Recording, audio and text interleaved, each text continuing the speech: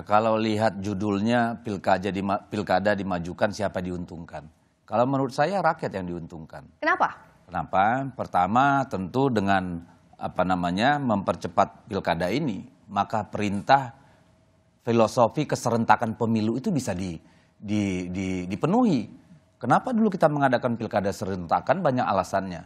Nah, pilkada serentak itu tidak hanya pencoblosannya, tetapi juga pelantikan, periodisasi. Coba bayangkan kalau ini tidak sama pelantikannya, ada yang Januari, ada yang nanti sampai pertengahan tahun karena konflik di Mahkamah Konstitusi misalnya, nggak tercapai itu keserentakan.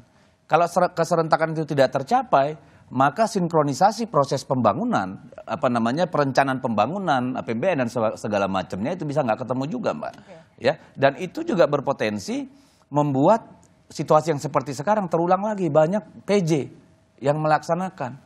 Ini kan menjadi persoalan bagi kita gitu. Ini juga beresiko untuk semua. Jadi esensinya serentak dan terlalu banyak PJ. Kalau misalnya tidak dilaksanakan September, Bung Habib, kenapa Gerindra nggak setuju? Nggak, saya mengkritisi juga judul tadi yang mengutip statement saya tidak secara utuh. Ya. Saat itu ditanyakan inisiatif KPU untuk merubah jadwal menjadi lebih cepat. Tentu kalau yang menjadi inisiator KPU menurut saya tidak tepat. Kenapa? Karena soal jadwal ini diatur di undang-undang. Ya, di pasal 200 Undang-Undang Pilkada jelas tanggalnya disebutkan. Nah, oleh karena itu terkait perubahan jadwal, maka dua hal yang penting, ya itu pertama dasar hukumnya, yang kedua rasionalitasnya.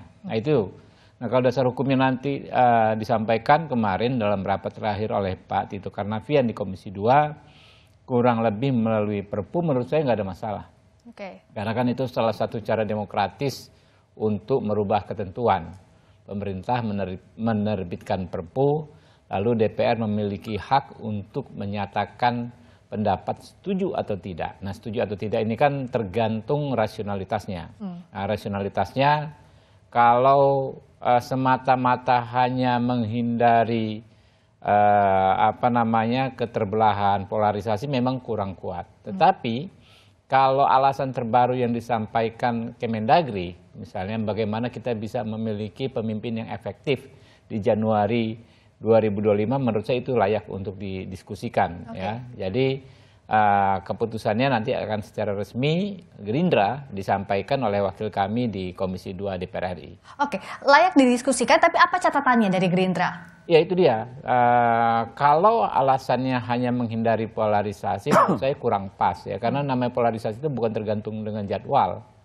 Jadi kampanye juga penting bagi semua pasangan calon di pemilihan kepala daerah untuk menyampaikan visi, misi dan program. Itu juga hak rakyat ya untuk mendengarkan isi kepala gagasan para calon-calon tersebut.